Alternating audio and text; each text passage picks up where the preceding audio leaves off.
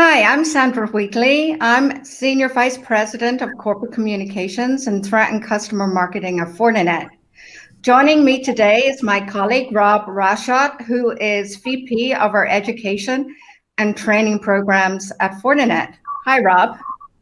Hi, Sandra. How are you today? Good. So today, Rob and I are here to discuss a new study that Fortinet released today on the cybersecurity skills gap, which continues to be one of the biggest challenges facing security organizations today. So, Rob, I was amazed to see that it would take a whopping 4 million more professionals to come into the cybersecurity market in order to close that skills gap. How are programs like the Fortinet Network Security Expert Program helping to bring more professionals into the industry? Well, it's a very comprehensive program, which I think is needed for a problem like this, because when we talk about the cybersecurity skills gap, that means a lot of things to a lot of different people. So we've developed a program that's multiple levels, 8 levels, in fact, so that we can address this problem at all the various levels that are required. So cybersecurity is everyone's job. So within that 8-level program, we can address concerns for office workers, we can address concerns for IT professionals, concerns for architects, and so on and so forth. So, this 8-level program really addresses a lot of different audiences, and I think that's critical when we're trying to address such a wide gap for something like cybersecurity that really is everyone's job at the end of the day. Right. Another interesting stat that I read was 73% of organizations felt that a lack of skills attribute to at least one breach that they experienced in the year. And the respondents really talked about certifications. How important do you think certifications are to security leaders to ensure that they have the right skills and resources for the job? Well, I think it's critical. We often talk about training and certification, and we tend to use those terms interchangeably quite a bit. But really, at the end of the day, you can have the best cybersecurity training program in the world, but if you don't have a way to let leaders validate the skills that their employees are gaining, then that's a real missing piece to the puzzle. So it really is critical. And again, you want to make sure that you're able to assess those skills in a program like the NSE program or the NSE program. You want to be able to assess those skills all the way up from the level 1 to level 8 and do it appropriately at all of those different levels. So it serves a few purposes. It allows leaders to be able to validate the skills that their employees are gaining. And then, with people that are entering the workforce, it's a great way for them to be able to show that they've achieved, certain skills and demonstrated them through certifications. Got it. Flipping back to the size of the gap itself, I mean, I came into the cybersecurity industry about 5 years ago.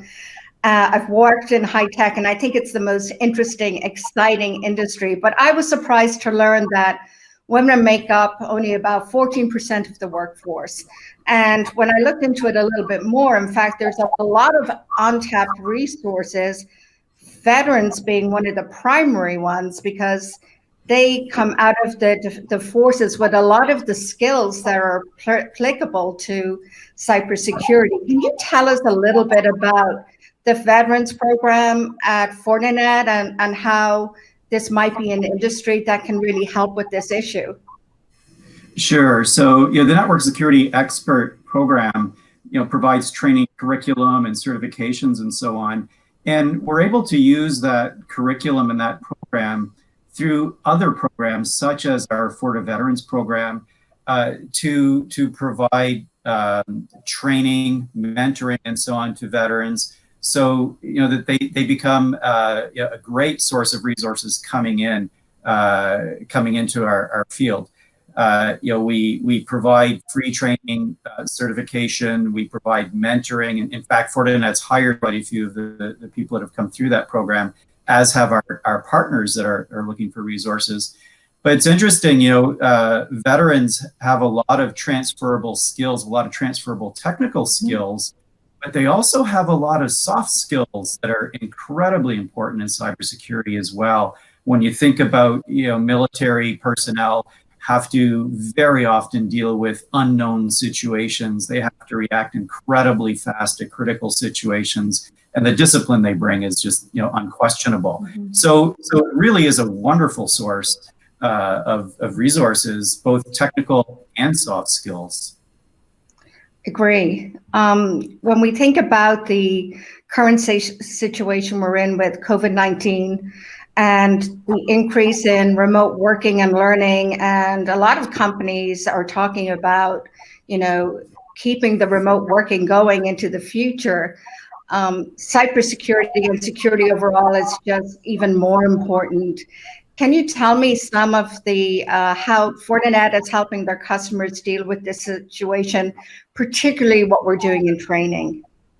Sure. So, when this situation first presented itself, we knew there was going to be an increased demand for some very basic training around cybersecurity, particularly related to people working remotely. So, we developed a course that really focused on those core skills that are required to secure a remote teleworker environment. And although it was a new course, the curriculum for the most part came from our existing certification program. But we made that program, that training program, available for free.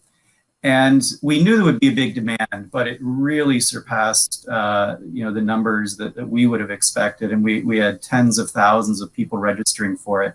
So it really made us sit back and think about, are we doing enough? This course was very specific to people that needed to achieve a certain thing, i.e. secure the remote teleworker environments. But in looking at it, our certification, NSE certification program, it's huge. It consists of over 400 hours worth of training curriculum on a lot of different topics. So we made the decision to make the entire self-paced catalog available. And Fortinet has always been a huge champion of training and education. And it certainly, didn't take us long to make the decision that was the right thing to do. And again, the numbers were really compelling. We saw in the first few weeks, we were averaging around 65 to 70,000 course registrations every week. We're now into our 8th week of free training, and we're still seeing in the 30 to 40,000 registrations every week for people taking training courses. So definitely confirmation that it was the right thing to do. And, we're hoping this will go a long way in fostering some other behaviors around just getting cybersecurity training out there so that we can close this gap. And congratulations on that, Rob. And the response has just been amazing. As you said, I think we're on track to be getting to 500,000 certifications. No pressure. Yeah, we are.